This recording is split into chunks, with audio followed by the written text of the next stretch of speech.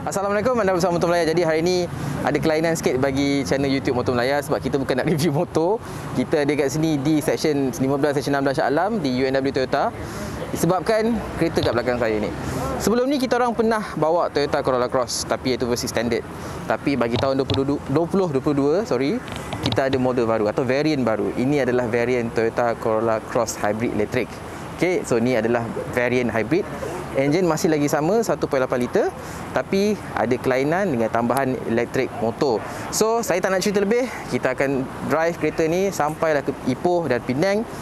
Kita akan review sepenuhnya dan selepas tu kita akan kongsikan di motormelaya.net mengenai pemanduan Toyota Corolla Cross Electric Hybrid 2022.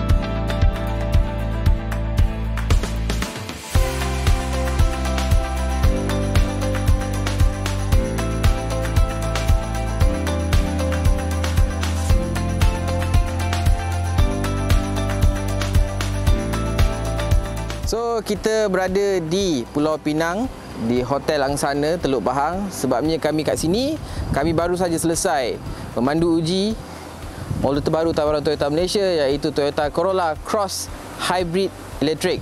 Jadi sebelum kita pergi lebih lanjut mengenai model ni, jom saya terangkan lebih terperinci mengenai design dia, enjin dia dan sebagainya. Jom. So sebelum ni kami dah pandu uji sekitar tahun 2021 atau awal tahun 2021, itu lepas MCO dan sebagainya. Model Toyota Corolla Cross Standard yang tu pakai enjin petrol sepenuhnya. So ini merupakan variant hybrid dengan enjin petrol dan gabungan elektrik motor. So kalau tengok bahagian depan, design dia memang langsung tak jauh beza. Grill, lampu, accent body, bentuk dia semua sama. Tapi terdapat beberapa perbezaan yang membuatkan ini adalah sebuah model hybrid. Pertama je, di bahagian logo ada kemasan warna biru kat sini, walaupun nampak macam agak awkward sebab dia bukanlah lampu ke apa, dia cuma satu kemasan warna biru di celah-celah logo ni. Dan seterusnya di bahagian lampu ada warna biru di sini. Okey. Pada saya, pada warna putih ni, dia agak timbul lah warna biru ni. Jadi pada saya agak cantik. Tapi pada warna lain, warna biru, merah dan hero color dia warna silver, dia tak berapa nak timbul sangat. Tapi silver tu saya suka. Cumanya putih ni dia menimbulkan lagi lah kemasan warna biru ni. Okey, nampak ada lampu LED. Okey, very modern. Kita ada pelindung depan bumper ni warna hitam. Yang ni fungsi dia, sekarang semua model SUV atau mid segment SUV ni ada kemasan warna hitam ni. Fungsi dia sebabnya yalah, kalau semuanya pakai body macam ni, kena batu, kena pasir dan sebagainya, jadi kereta tu mudah calar, mudah kotor. Jadi pada saya benda ni ada memainkan peranan penting lah. Okey, jom kita tengok belakang pula. Okey, so bahagian belakang pun sama seperti bahagian depan. Tak ada beza langsung dengan model Toyota Corolla Cross yang engine standard. Cumanya seperti biasa, kita ada warna biru dekat logo ni.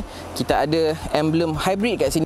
In case korang terlupa yang kereta korang bawa ni kereta hybrid kan, so dia bagi tahu kat sini ini adalah sebuah model hybrid.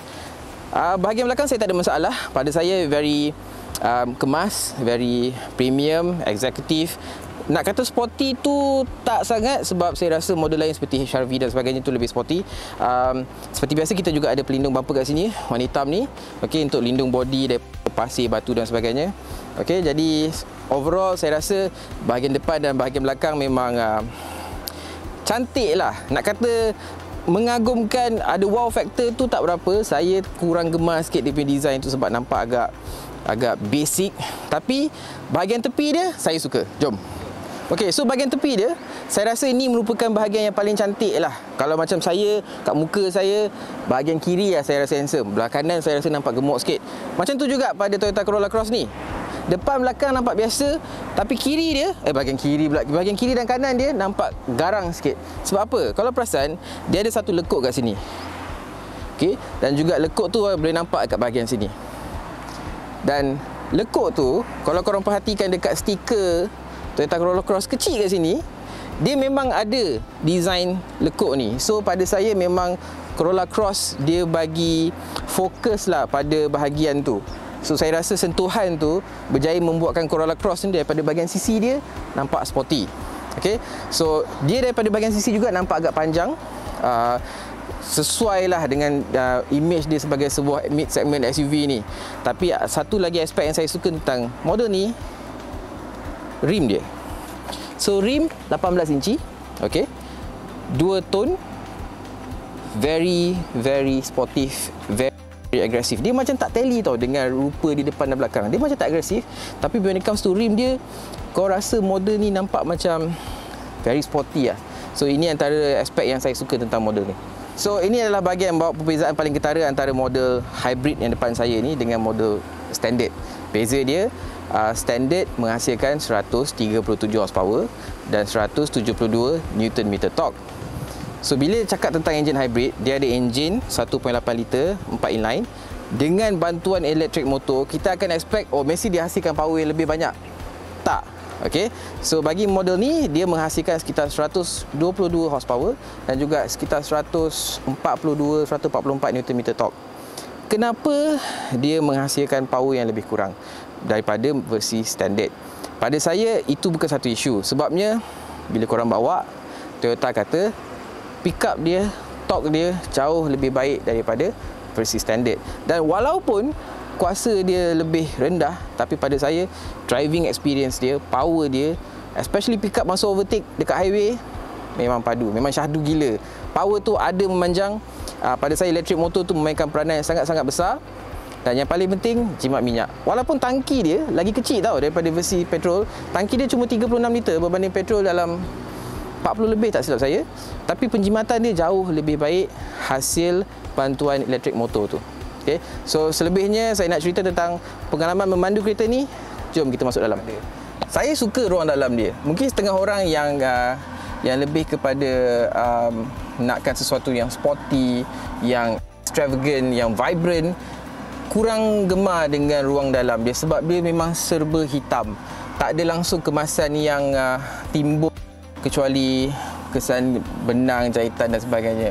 Seat dia, nak kata selesa tu boleh lah. Saya duduk tu agak keras dekat bahagian sini. Belakang dia pun sama.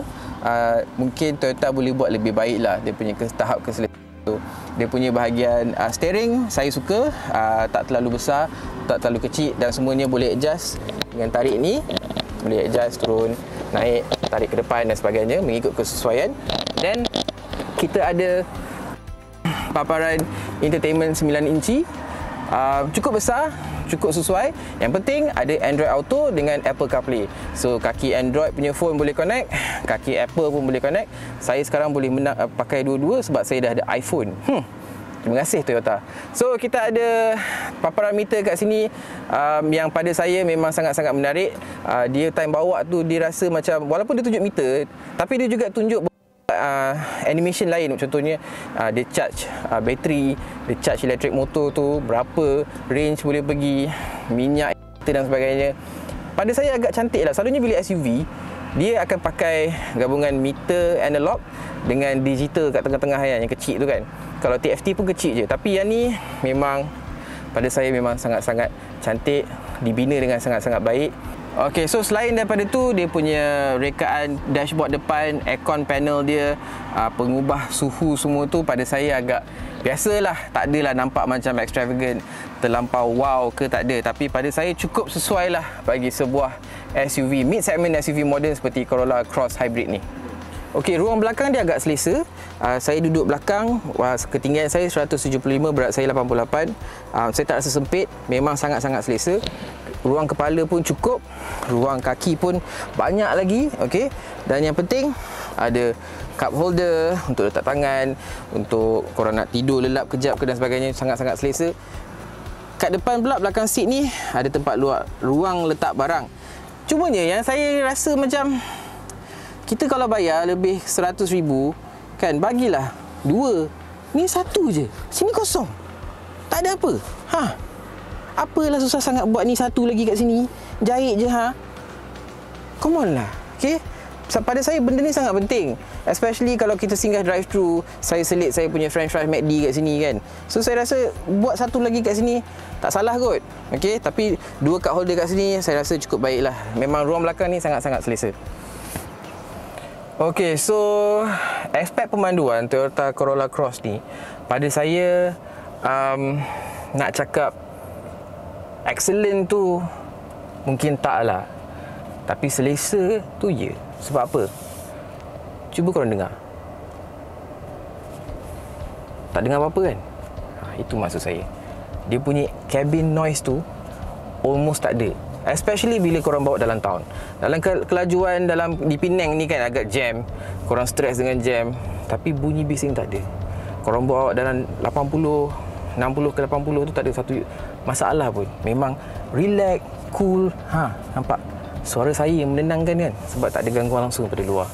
And then tapi bila korang speed lebih dalam 120 macam tu, gangguan tu mula rasa lah, tapi tak terlampau obvious. Jadi sebab tu saya kata kereta ni memang sesuai untuk korang gunakan sebagai kenderaan daily. Okay, bukan hanya untuk pergi balik kerja, tapi balik kampung pun memang tak ada isu. Kita orang drive daripada KL ke Penang, okay, berhenti sekali dua kan, sangat selesa, gangguan bunyi kurang. Tak lupa juga kereta ni datang dengan safety features yang sangat-sangat baik, okay, yang membuatkan pemanduan Toyota Corolla Cross Hybrid ni memang enjoyable gila lah. Okay, jadi setakat tu je lah apa yang saya boleh kongsikan pendapat saya mengenai Toyota Corolla Cross 2022 ni. Okay, seperti biasa, untuk maklumat lebih terperinci jangan lupa like www.toyota.net, dan juga jangan lupa like, share dan subscribe video ni sebab kita akan bawakan lebih banyak konten untuk korang kat luar sana. Nak tahu kenapa bunyi? Sebab saya tak pakai seatbelt. Nampak tak dia punya reminder tu? Annoying ni, jadi lagi kuat. Jadi, itu saja. Assalamualaikum.